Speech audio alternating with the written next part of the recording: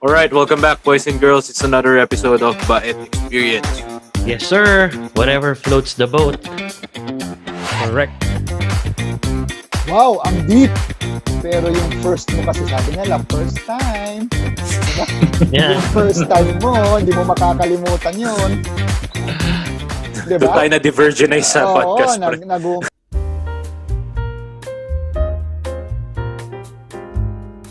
Alright, welcome back, boys and girls. It's the 26th episode of Baet Experience Podcast. Welcome back. So for those who are tuned into this episode, don't forget to follow, like, and actually subscribe to YouTube. And like us on Facebook and Instagram. Also do check out the Baet Experience Podcast in YouTube. Please watch and subscribe to our YouTube channel. Just search Baet Experience Podcast. Tonight's special episode is brought to you by our friends and sponsors since day one. Bombing with A.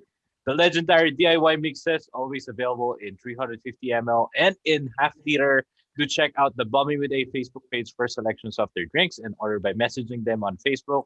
New drinks are available, so try them out. With over 1,000 bottles sold. Actually, ngayon, feeling ko more than 1,000 eh. I mean, like more than 1.5 na yun eh. December pa ata yung more than 1,000 eh. Cheers and bottoms up to Bombing with A, okay? So, and our new sponsor, by the way, ito, napakasarap nito. Sinubukan ko to eh. Popost ko pa lang to, hindi ko pa na... Ayan!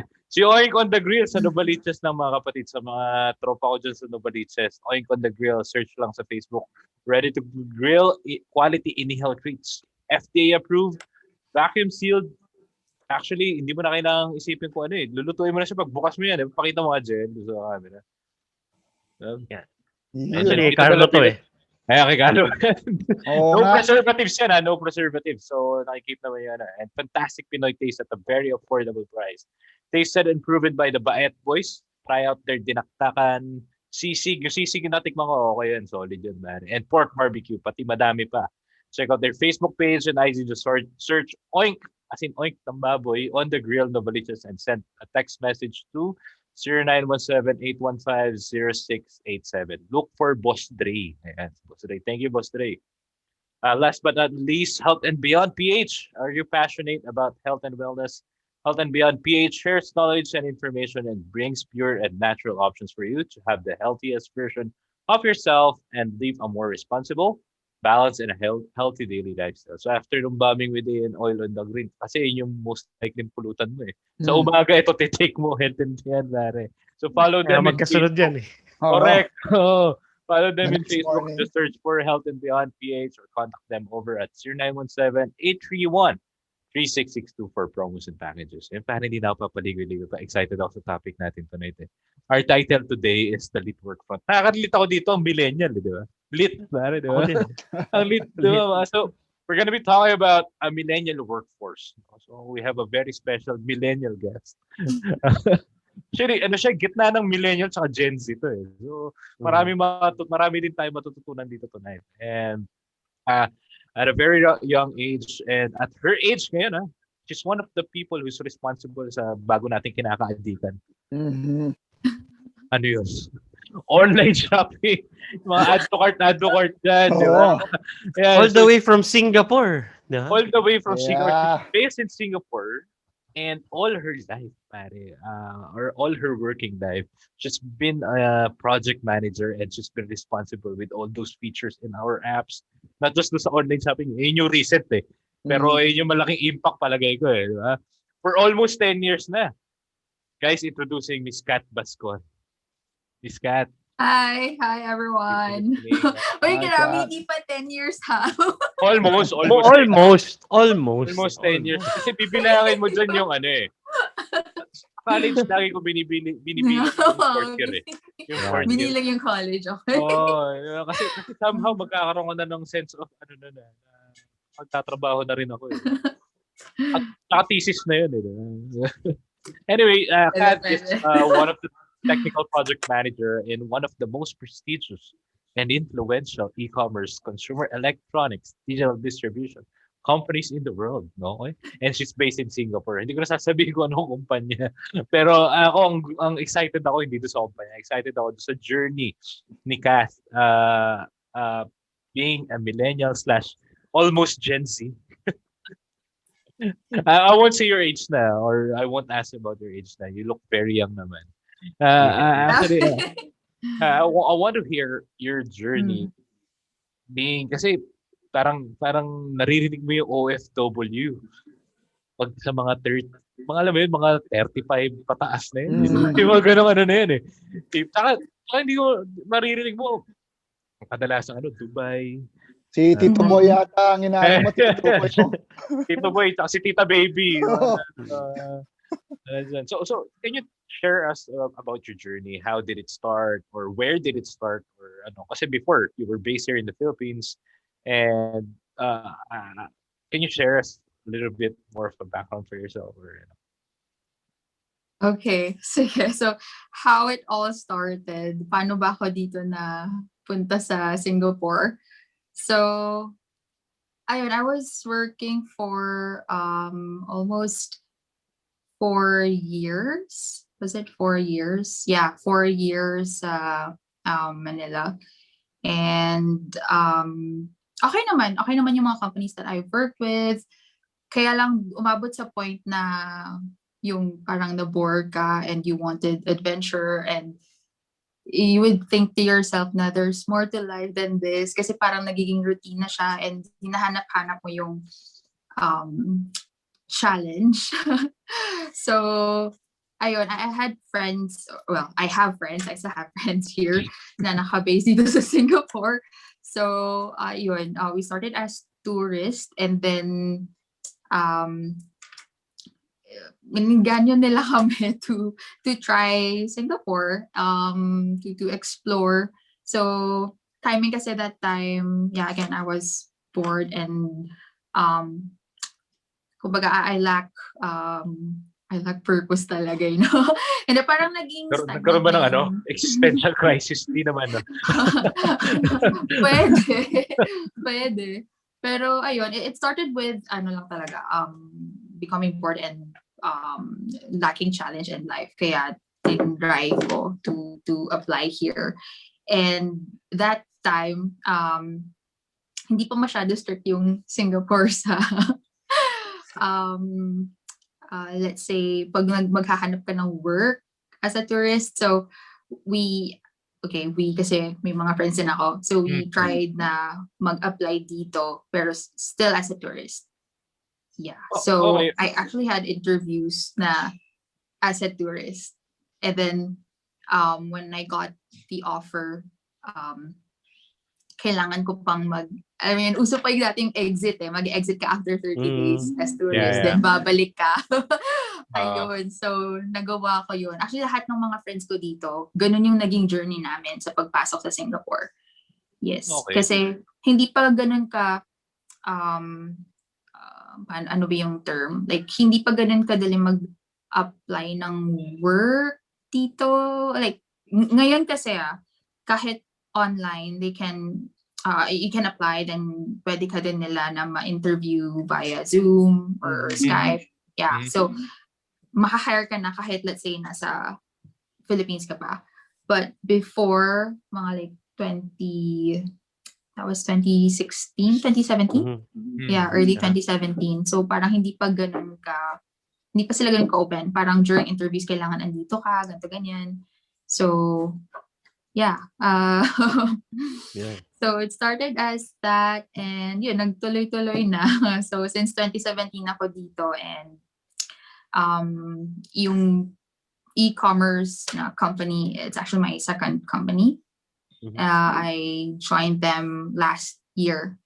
Yeah, just last year, 2020. Sa kagilid Pero na pandemic. was it always Singapore pala? Was it always Singapore ba yung gusto mong country na pagtrabahuhan, kaya you tried having interviews there? No, mas gusto ko sa US. Oh. Yeah, so yung dream ko talaga is of course Silicon Valley. Yes. So yung Singapore, it's a stepping stone. Yeah. And it's a really good stepping stone kasi very diverse yung mga tao dito. Sobrang makakasa ka talaga when it comes to dealing with different nationalities, varying cultures, and understanding talaga yung iba't ibang perspective ng, let's say, team members or colleagues mo, where they're coming from, why they communicate that way, ganito, ganyan. So, dati kasi parang one-sided lang lahat kasi I only know about Philippines, ganyan. So, ganito tayo mag-work eh. Ito yung culture natin, ganito, ganyan. But what if you're working with, say, Vietnamese, with Chinese, with Indians? So, yeah. So, ang dami talagang natutunan. Actually, I would consider, Experience. We're in tech eh. So Mm. I would consider Singapore as somehow Melting pot. somehow the Silicon Valley of Asia. Yeah. Yeah, I mean they say dati Hong Kong was the economy that was booming, and then tech. Dali kasi mag-experiment ng tech dun kasi sobrang compact ng city, and when it comes to adoption of technology, and dali, diba? Pero I think it's more for Singapore, and Silicon Valley companies go to Singapore to basically test their market on Asia. And Yes. and in Singapore, it's the hub. I think. Actually, Yeah. ang tanong ko nga is, since you mentioned earlier that there was something missing when you were working here in Manila. Kasi ako, I don't know with Carlo and Jill, I've never experienced working abroad. Although we're in multinational companies right now. Although iba pa rin yung experience when you're there. Eh. So, ano sa tingin mo yung missing back then that you found there in Singapore, and in your, actually even dun sa first company when you were working with yung first company went to Singapore, what was lacking back then? What was lacking?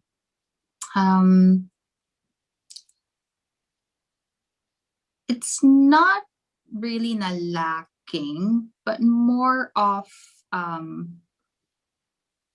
the how we approach work, and the culture of like work in Philippines and compared dito.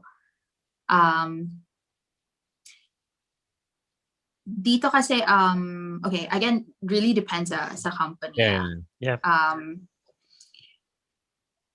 I can say na mas may autonomy dito, and they don't necessarily like not honor, but hindi sila very particular about hierarchy. So same with the West, right? You don't call your boss like sir or ma'am, miss, ganyan. Then sa Pinas, syempre particular tayo doon. And then with age as well. Oh yeah, with age. Sa Pinas, I remember that day when I was a project manager, and then one of the devs, she knew my age, na tapos she realized that she's more experienced than me. In terms of working. Tenure-wise. Tenure-wise. She stopped calling me miss and then just started calling me by my first name basis. I mean, I don't mind. Kilala pa namin. Kilala niyo siya. I mean, I don't mind, pero you can see na nag-change yung let's admit it, like the level of respect, because I think in our country, age matters, yung mga biases, yung scope of work, and yung complexity ng work na ginagawa nila. You wouldn't expect it from someone na ganun ka-young. So, yeah, and how we communicate, sobrang hindi siya based sa hierarchy, sa position, hindi siya based sa meritocracy. May meritocracy na nangyari na I feel like kung nasasanay ka na sa very diverse na environment, everyone just focuses on the work and on the team, and nawawala yung mga how do you call it? Preconceived biases, I think. Yeah, kasi sa Pinas, lagi ko lang talaga na-experience before yung na politika. Well, yeah, it's very common For a here. lack of a Uh, better term. Yes. for the lack of better term, I mean, sorry, accepting brutal facts. Yep. Yeah. In every single company in the world, there's always politics, Yes. and it depends na lang kung ganong Yeah. kataas level ng politics no At kumpanya saka nila. ano, I mean, Depende talaga sa culture as you mentioned earlier, Cass. Yeah. Actually, next tanong ko dyan, pero sige, Carlo, may next yeah. akong tanong doon sa Kasi gaya nga ng sabi mo kanina, Imman, for example, sabi din ni Kat, di ba, pagdating sa Singapore, parang hub na siya, technology hub and everything, dyan nagpupuntahan lahat eh. So in terms of talent, regardless of age, regardless of skill set, and lahat nandyan na. Yes. Now, dito kasi sa atin sa Philippines, I think we're just catching up. We're just starting to realize na parang wala sa edad yan. So nandun pa tayo sa phase na kung saan experience really matters. Diba? Kita naman siguro natin yun na parang, okay, we try our, kumukuha tayo ng, sabi nga ni Kat kanina, na medyo mas bata, lumilitaw yung sinasabing natin, ay, wala kasing kulang sa experience, hindi niya pa alam. Compared to, yun na nga, dun sa Singapore, hindi na question yun kasi nandyan na sila lahat. So, war of talent na yun nandyan. Kung dito sa atin, talagang yun ang binabayaran mo, experience. Nandun pa tayo sa stage na yun eh. Nandun pa tayo sa phase na yun. So hopefully, we catch up yung talent natin imbis na pumunta sa ibang bansa. Agree. Oo, dito na lang magano. Kaya nangyayari yun na parang, si ganito, si Sir ang susundin natin kasi mas alam niya. Kasi sila yung naiiwan. Yung mga magagaling, kagaya ni Kat. Ay, grabe. Actually, I agree. I agree on the catching up side. I mean, a lot of again, millennials are catching up. Nandun na tayo, parating na tayo dun sa next gen leaders ng ng mga companies and ano. Actually, even politics, nakikita mo forming, Kita mo kung paano form, di ba? Diba? Nakikita mo eh. So, the days of traditional thinking are mabibilang mo na, actually. And actually, ito yung tatanong ko sana, Kat. Kasi, from the kwento of Kat na, I think, di ba I was asking her about what was lacking, what was, I think it's all about culture. Not just the company itself, but the whole mindset of, alam mo yun, parang cultivating or fostering a culture of innovation for people regardless of age, race, whatever, or however diverse it is. Hinahayaan mo siya na magbigay ng inputs niya, at least very open culture, as I say, kung mabibigyan mong exact term. Is that what sa tingin mong nagpa-stay sa'yo dyan sa Singapore for the last 4 years, I guess? It's one of it. Yeah. But I think yung pinaka malaking factor is yung growth potential. Growth potential. Yeah. So growth potential. So can you tell us more about the growth potential and how do you see yourself in the next, I don't know. Grabe. Interview, no? Interview. Yeah, naman. I mean, like, not just career-wise, but kasi ngayon, sa totoo lang, minsan lang makakausap ng millennial na OFW. Hindi mo matatag yung OFW sa millennial. Totoo. Hindi mo talaga matatag. Or hindi, with all due respect naman sa, kunyari, makakausap ka ng millennial na OFW, yung makakausap mo is in the field of parang, sorry to say, if I may use the term, rank and file. Diba? Or blue collar, so to speak. Yung position ni Kat is very pivotal eh. Lalong-lalo na dito sa e-commerce company na to, di ba? Wala na ni Kat lahat yan, kaya nag-add to cart ngayon. Ayan, di ba? So kaya yun yung parang very exciting tong episode na to, di ba? Yeah. So I think to elaborate dun sa growth potential. The network and the exposure na you'll get staying here. Meeting yung mga, let's say, certain professionals na graduate ng Stanford, graduate na ganito, ganyan, and yung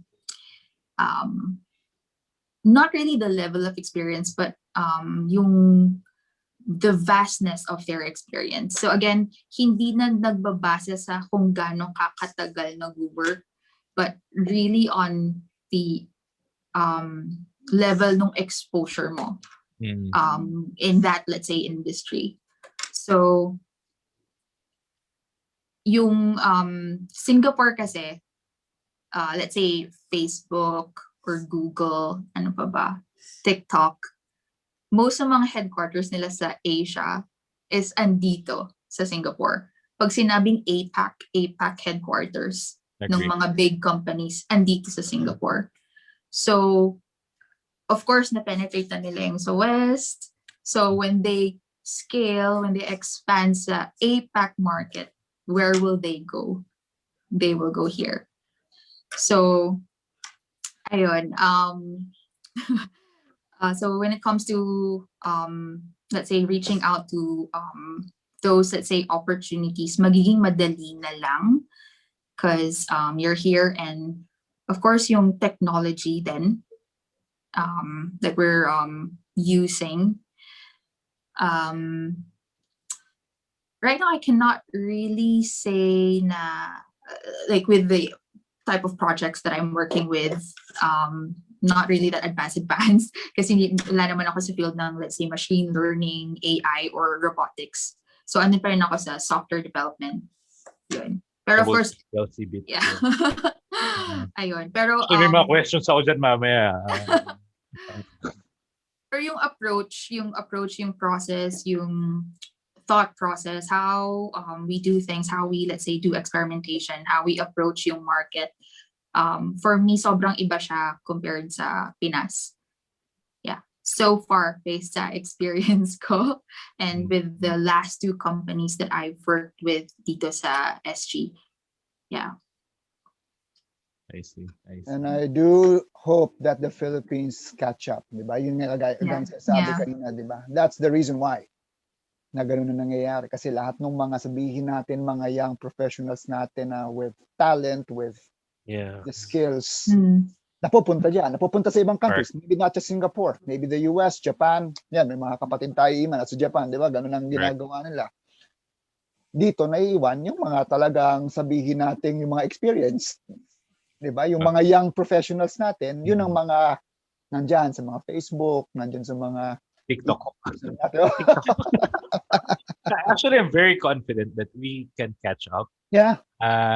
Ang sa tingin ko lang medyo madedelay ngayon dahil I'm not sure. I'm not very fond of the online learning ngayon eh. Sa tingin ko iba pa rin yung of course. Classroom. Pero depende pa rin talaga sa tao yun actually. Like Kath, tingin mo at her age, she reached that level na ano, di ba? And then yung next kong tanong ever since you graduated from college, you've been a project manager since the start of your career. Like, ano ba yun, paggising mo or pagka-graduate mo, magiging project manager ako. And ito gagawin ko. Okay, here's the weird thing that happened nung fresh grad ako. Okay, kasi when I graduated, it's either I do programming or design. So dati kasi I can do both. And when it comes to programming, nasa full stack development din ako. So I applied yung mga usual MNCs dyan, Accenture, this and that. And then one of it, it's a startup, and they were looking for Ruby on Rails developer. I applied. Ruby on Rails developer yung... ka pa.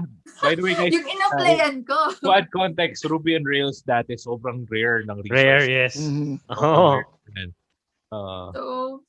yun yung in-applyan ko. And during my interview my last interview with the CEO, for some reason, umabot sa question siguro na about management, leadership, and I really expressed my passion about it. And nagulat na lang ako, pag-receive ko ng offer letter, hindi na Ruby on Rails developer yung position na in-offer nila, but associate project manager.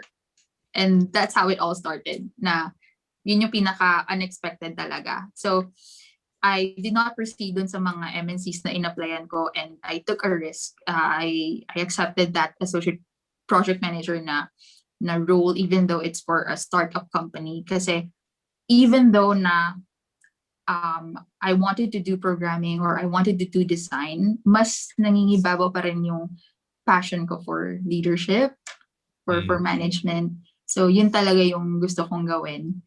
Bored So, with it, ika nga. grabe. Hindi kasi dati sa school sobrang active sa mga orgs, ganito ganyan. So, Ano org mo dati nung sa Lasal? yung usual na IT society, ganito ganyan. So, I was the president of our org. Wow. That See? time. Sasabihin ko pa lang. Kung IT student ka ng mga panahon malamang ikaw ang dahilan na pumunta sila sa Y4 IT. Yung mga gano'n yan, ipapadala yung sa Y4 IT sa UP, yung mga gano'n aktividades. So yun nga. So, since that start na yun, actually gusto ko malaman yung story mo. And ano na yung difference ngayon? Of course, the technology is evolving. Dati, you'll hear VMs lang. Ngayon, you're gonna hear containers. Dati, waterfall approach lang ang SDLC. Sorry, I'm being technical na guys. Pero, ano lang, just to put some context kasi, very, field natin to eh. And Huwag ka mag-alala, nasabayan pa namin. And then there comes Agile, and then there's now DevOps. And then you mentioned earlier that the people there are more autonomous. Like, yung autonomy dyan is something that's been a strength, or I don't know kung anong impact dun sa working as a project manager. Kasi project manager, you should be able to enable collaboration, di ba? So, can you share us your experience or yung evolution nung technology at the same time yung process and how you handle the people moving forward? Okay. Since the start of my work up until now, yung minamanage ko kasi ever since is on again software development. So very consistent yung web development from my first job until now. Of course, the tech domain eventually nag-iba-iba siya. But when it comes to, let's say, the methodology, project management, trust me, it has been consistent since. Yeah. So whether yung mga principles of project management methodologies, whether you do waterfall or Scrum Agile, same pa rin siya.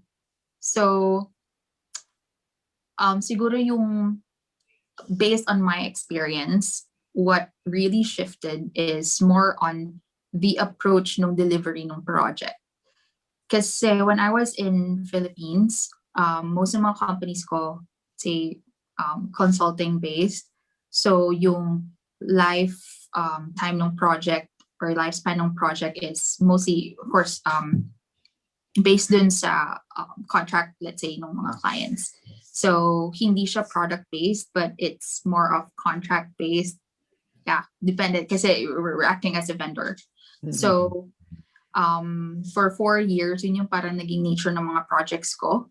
So as a project manager, I was in control of, the triple constraints and, well, the 4 constraints: scope, time, cost, and quality. Yes. So my authority ka dun, you have, you're accountable for everything, from the cost to the delivery of the project, and you deliver from start to finish. So what changed when I worked here is that yung company, yung industry na pinag-workan ko. So the nature ng project is more on product-driven or product-based siya. So before my e-commerce company, I actually worked with a dating app company. Yeah, so the approach was more on hindi na siya about managing, let's say, yung cost, although the quality is still there, schedule is still there, but more on how you're gonna manage the product na mag-out siya in the market and be able to generate revenue, to get engagement, to to reach that certain let's say key goals or metrics na siniset ng team for that particular product. So yun na yung nagiging goal niya, and as a project manager, yung point of view mo is nag-change na rin, parang medyo nag-shift na into product management, and yung project management skill is nagiging inherit na lang. Ganun siya. So that's my that's bulk of my experience din sa dating app. While ngayon sa e-commerce, kasi yung role ko is very focused sa tech, kasi technical project manager. The product POV andun pa rin, kasi of course product based siya. So yung methodology is right now hybrid talaga. I cannot really say that we're strictly doing waterfall, we're strictly doing agile. It's really a mix of everything. And even before dun sa dating app na shinare ko, it's also a mix of it. So it really depends dun sa outcome na gusto mo mangyari dun sa project, or let's say sa product. And I think when it comes to with the methodology and how I approach the projects, yung nag-vary is the nature of the project that I was handling from Philippines compared dito sa Singapore. Then when it comes to the tech naman, earlier I mentioned about the web development. So dati diba, like although andun na yung responsive, let's say responsive design, responsive development, ito ganyan. Pero hindi pa ganun ka platform specific. So when you build applications also for mobile, let's say you're also only doing it for native, ito ganyan. And then now you need to support multiple platforms. So when you say web, you don't only say web, but you actually pertain to PC, to React Web. Tapos for mobile applications, you can have a hybrid of native and React Native. So those kinds of platforms na kailangan mo i-support, because yung mga device na sobrang dami pang device provider no? Exactly. Sobrang dami. Naglabasan lahat ng yung China phones, di ba? Grabe. So ang hirap mag-test ngayon. Yes. Agree. So yung siguro nag-scale more on sa platform, and I can say security wise then we're very particular about that, yung mga projects namin, kasi ang daming nag-a-attempt na sirain yung product mo. Ganun na lang. I'll just keep it that way. Pero that's like every month meron kaming mga attempts. PPT. Oh, grabe, attempts talaga? As in like thousands of attempts. Nadya. Oo, sa app mismo. Money kasi yan money related may e-wallet na feature, and somehow you can spend it basically to get it delivered to their home. And essentially pera yan so di ko alam ko pwede mo i-gift yan, di ba, yung e-wallet na yun.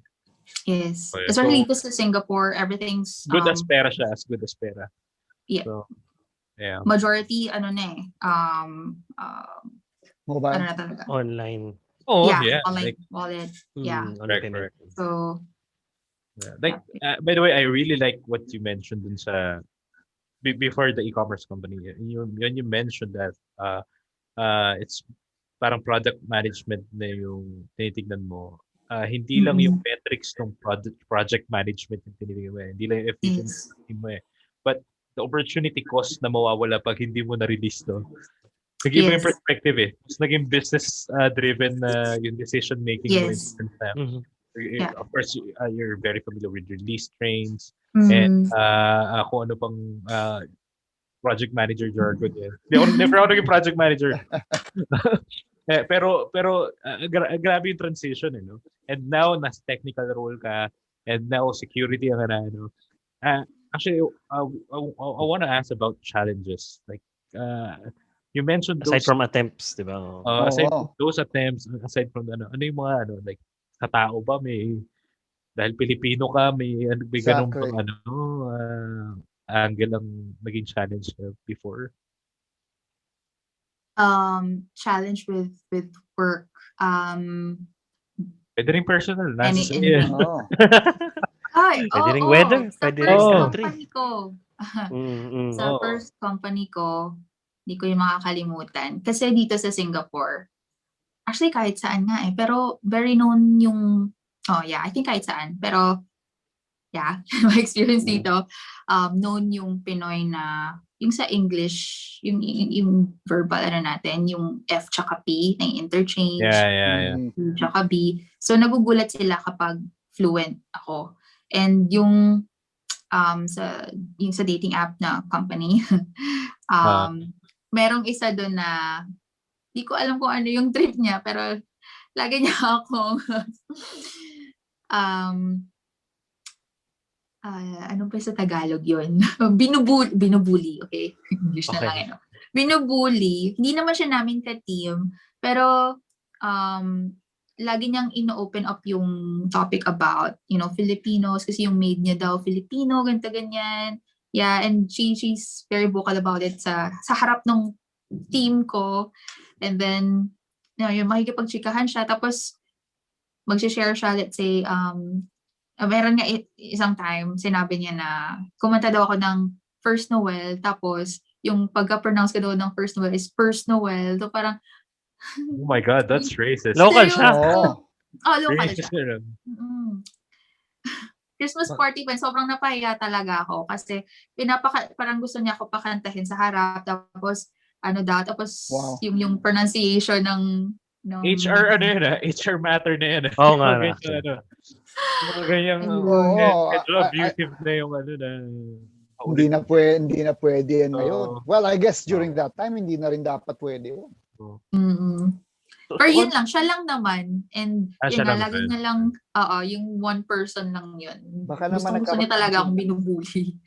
Baka naman nagkapapansin lang, mahina lang yung kanyang Lalaki. O kaya intimidated sa'yo. Oo, di ba? Babae. Babae. Okay. Intimidated. Grabe ka. Pag lalaki hindi intimidated. Baka pag lalaki yun, may paka yun pag gano'n. Pero pag Oo, pag lalaki naghahanap ng pansin yun. pansin yun, mahina lang diskarte nung kaya ganun lumabas. Nalala ko, umiyak pa talaga ako nung pag-uwi ko kasi sobrang, yung alam yung at the end of the day parang wala kang, at least Wala ibang on kalaban. my dati, parang feeling ko wala akong magawa kasi dito ako sa territory nila So parang, so tahimik na lang muna ako, ganyan.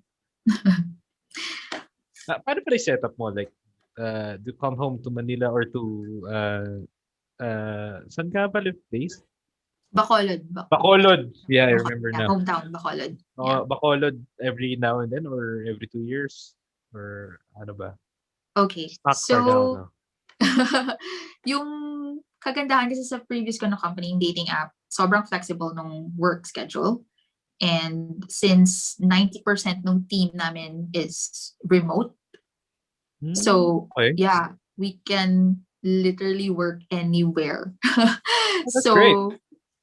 every quarter umuwi ako, and minsan nga yung US travel ko nung 2018, parang half work siya, half naka-leave, and kahit baliktad yung time zone, okay lang. So, ganun siya ka-flexible. Kaya dun ko talaga na-realize yung, grabe, nagagawa naman pala talaga yung work kahit hindi mo na kailangan i-micromanage yung tao. Basta alam mo lang kung ano yung Actually, isa papagawa pang mo. topic yan eh. Isa pang topic yan. Gusto kong pag-usapan niya. Siguro on a separate episode, let's talk about, do we still need to go back to the office for work? Yeah. Lalo ngayong na-prove naman na productive. I mean, of course, the other jobs can't really be done. Like, siguro embalsamador. Ngayon mo na work from home yan.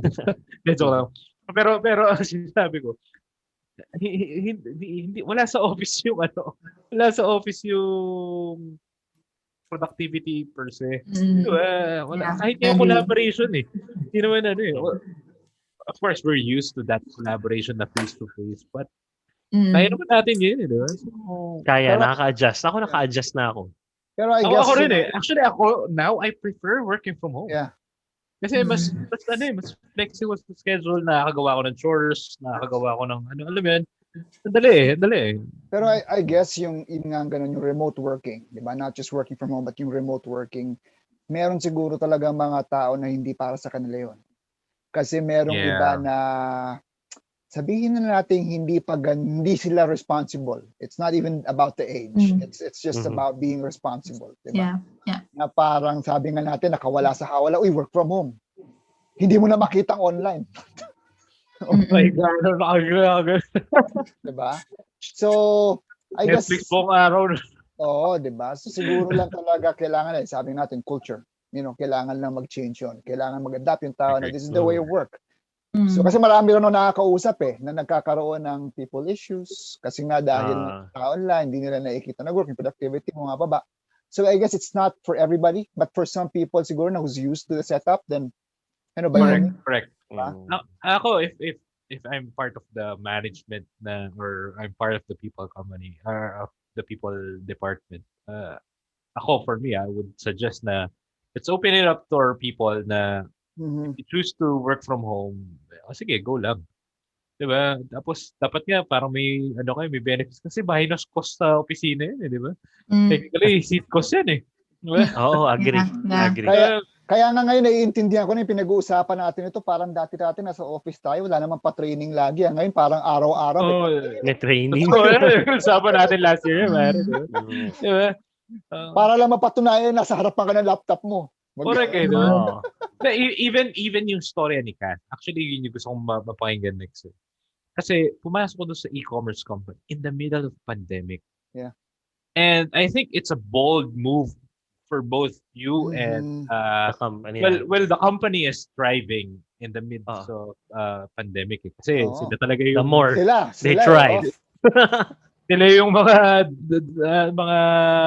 industry talaga na nag-thrive Like tipong kung IPO yun, malamang nandyan lahat ng pera ko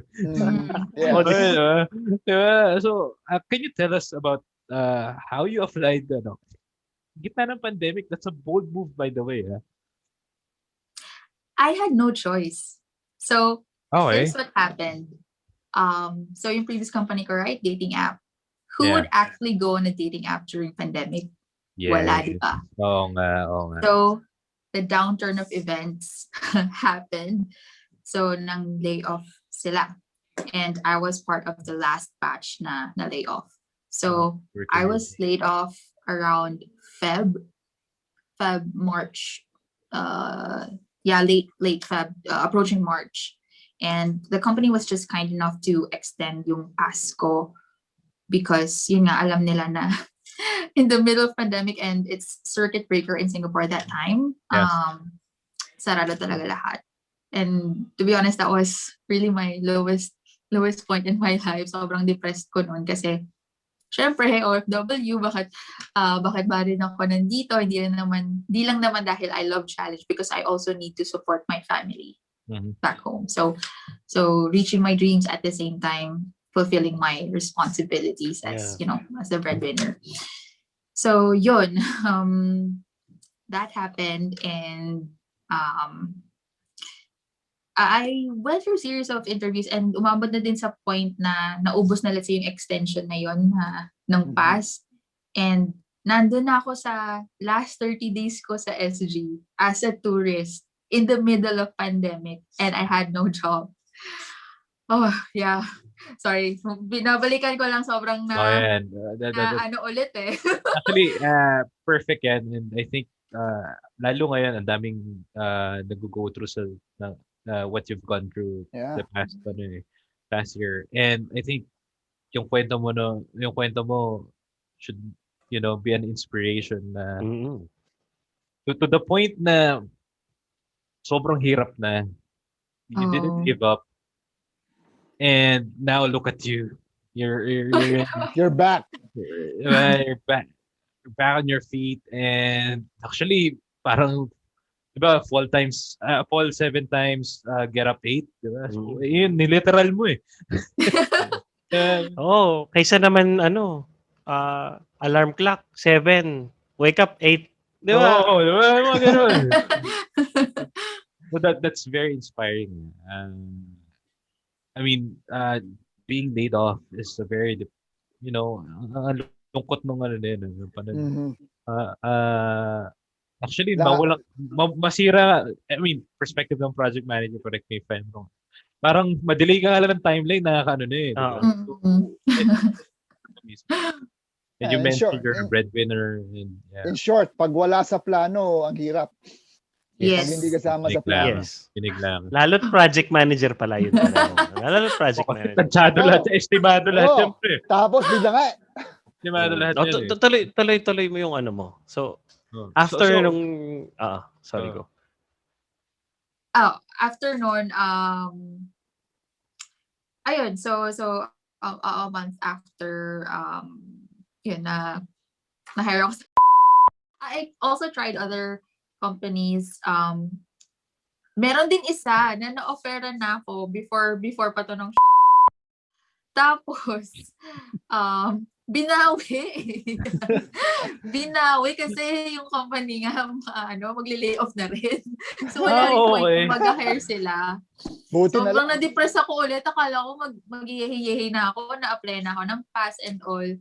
So, yun. Ang daming pang series of depression nun bago nakaahon at na-embrace ako. So, So sobrang... what was your coping up mechanism, and how did you basically cope up with that depression of yung binanggit mo? How did I cope up with it? Baka lang makita ng ibang listeners natin na ano. Again, by the way, you guys are not alone. So kung Yeah. sa mga nag-go through or going through sa panahon na to, very challenging times talaga. Actually, up until now, nandun pa rin yung impact eh. Yeah. Hindi ganun kadali mag-adjust to this pandemic na to. So anyway, It's okay. It's really important now you surround yourself with people who will support you. Yeah, who will encourage you. Kasi they will remind you that you need to keep going. Na there's still hope. Kasi pag ikaw lang lagi mag-isa, yung mga thoughts na pumapasok sa isip mo, sobrang, puro negative. And yun, of course, si God, I really prayed hard about it. And ayun, I won't be able to do it without Him. yun. Totoo So yan. yun. Kala ko pare-pareho tayo ng coping mechanism, add to cart. Tapos check out. Add to cart. Walang pang add to cart that time eh. Hindi, pero tama yun. Ibang klase pagka ganun yung mga sitwasyon na nangyari. Remember our previous guest, si Jammer. Professional basketball player na yun. So, di ba? He was built for toughness. Di ba? Tapos, nag-stop lahat ng sports. Di ba? Mhm. And then, nung nagpatuloy, parang he did yung vlogging niya. Di ba? Yes. Sa YouTube channel. And then, tinan mo, up to now. I think, ilan ba nung time na yun yung followers niya? Around 18,000 nung 18K, di ba? Tapos, after a week, 20K. Ngayon, I think Grabe. sobrang dami na, di ba? So, grabe. merong talagang mga ganong, kumbaga, hilab. Ika Ayan, nga. God Recovery. moves in good ways. Agree. Tsaka feeling ko yung mga moments na talagang feeling mo rock bottom, yan na yung next eh. Ito na yung break mo ulit eh. So, gulong ng pala. Ano tawag doon? Ika nga ni Jammer, kung naalala, pag siya yung nagplano, walang makakapigil, di ba? Parang Oo. diba? Agree. Ang dami ka story. Ang ganda nung story ni Kath. Nag-start tayo na very talagang professional eh. Ano yan to eh. Forte niya to eh. Forte. Pag sinabi project management, Kath Bascon, I mean, in my circle of friends, at least, Kath Bascon eh. Oo. Pero Kat, tanong ko lang, parang ang intense ng usapan natin kanina eh. Parang, di ba, puro technical, puro ano. Ano Anong ginagawa mo para mag-enjoy naman? Para ako, puro tayo technical, puro work eh. Kinapagkakabalan. Ano ba sa SG? Kanina ko pa gustong itanong kasi yung setup mo dyan para nakaka-intimidate Oo yun. eh. Oo eh. Parang mas nagpa-podcast ka pa kaysa Oo. sa amin eh. Ayun, I read books. Harry Potter. Practicing yung guitar and learning how to play the piano. And gala with friends. Ganun. Nakakalabas pa kayo dyan ba talaga ngayon? Nakakalabas pa kayo ngayon? Nakakalabas pa rin naman. May limit lang up to 8. Nasa phase 2 na kami ngayon. Yeah. And may diba? May batches for vaccine kayo. May na rin. And most employers are actually giving out vaccines to their employees. So I'm not sure. Yes.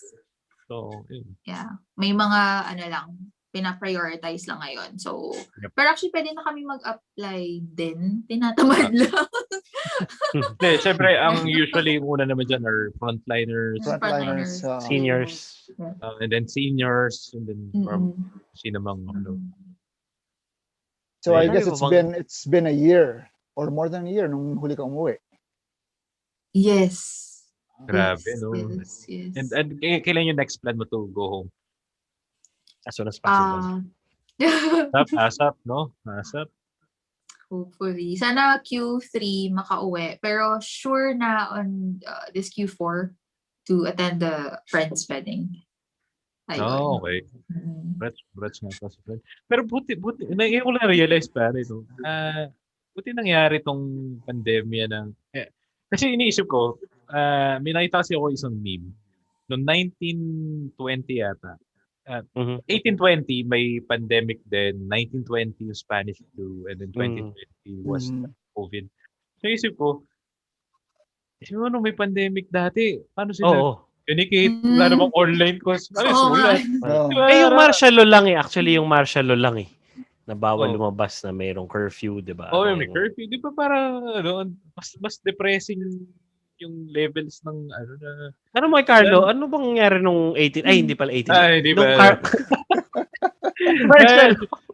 Si Carlo, gumagano na yun ng martial law eh. May NBA clearance na yan nun eh. Ano na yun? Nakailang renyo na yun. 10 renyo na yata yun.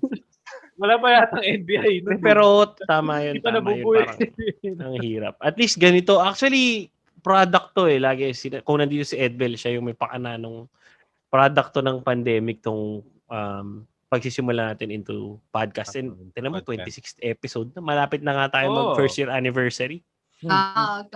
Started April last year. And this has been kasi yung mga inuman dati, di ba? And naisip namin, why not? Somehow na-enjoy namin. Actually, enjoy.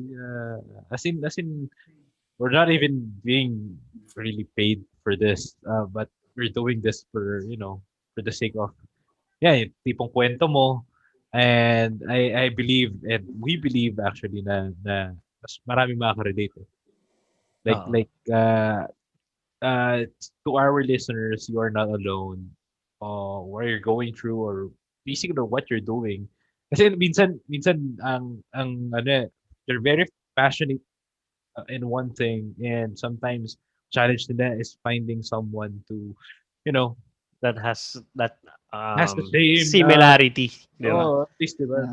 Or basically, even the mindset itself, not exactly the interest, pero, diba, ganito rin ako mag-isip eh. Ganito, I'm not alone. You're not weird. You're not, Kasi ako, I have friends na tinatanong ako, so bakit nyo ginagawa yan? Diba? Siyempre, pinag-uusapan, nag-umpisa yan sa ganito, sa inuman, kwentuhan, ganyan.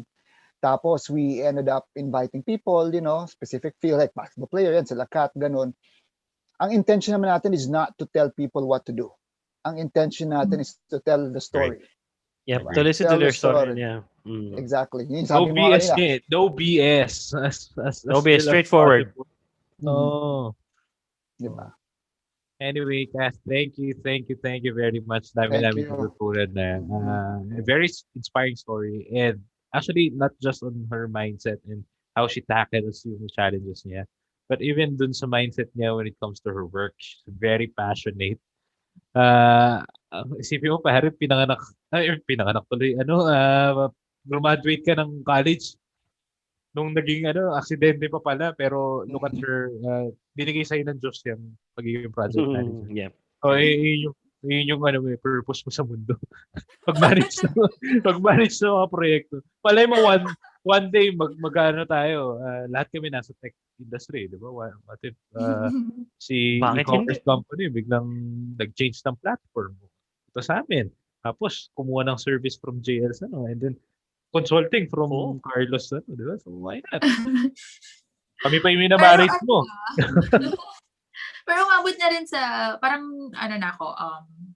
maging sa S-curve, kung nagpa-plateau na yung interest ko when it comes to, let's say, project management alone. So parang, kumbaga naabot ko na yung peak na yun. And I'm open to learning something else na parang it's, time to pivot, sabi nga nung iba. Yes, to pivot. Yes. Right. You'll do great. Yun ang sasabi ko. Future of the Philippine industry. No? With that mindset and I think kasi ang tingin ko sa OFWs, like you carry a big flag, Philippine flag, and pretty much you're representing the country in what you do. And tipong sundalo ka ng industriya ng Pilipinas dyan. Sundalo. Pero sana umabot sa puntong hindi na kailangan maging OFW. Diba? Yeah. Talagang dito na talaga, parang alam mo, maging Singapore na rin tayo, dito na lahat. Sila naman ang pupunta dito, we're open. Diba? We're open to other nationalities, dito sila mag-work, same as other countries. Totally. Yeah. Diba? Alright, it's been a night. Solid, daming kwento. Nag-enjoy kami, Kath. Ako din. Yes. If you want to, pa-coins na.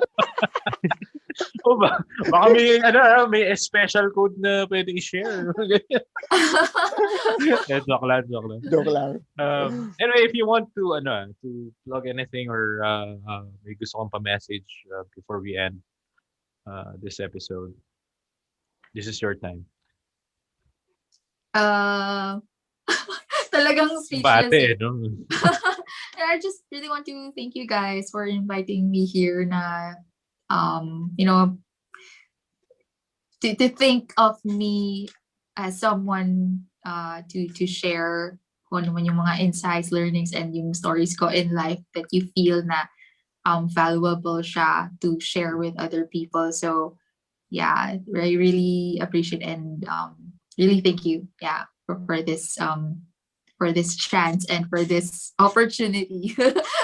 Yeah, thank you guys. Mabait lang. Always.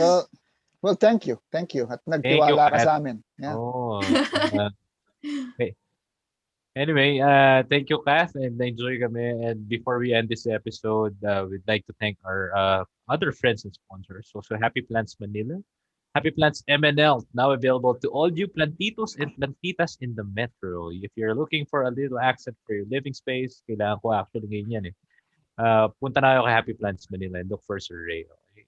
And leiapure, kinakita naman sa mga filters natin. So, walang kupas yan. Lagi naming gamit yan gabi-gabi.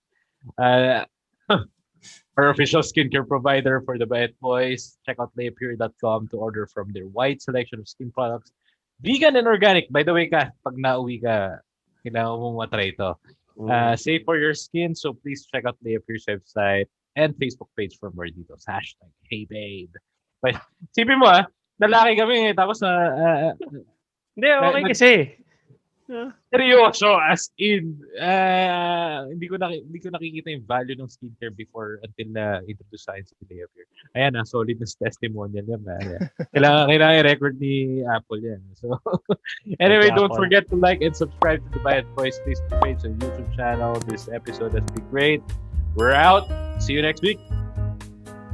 Bye.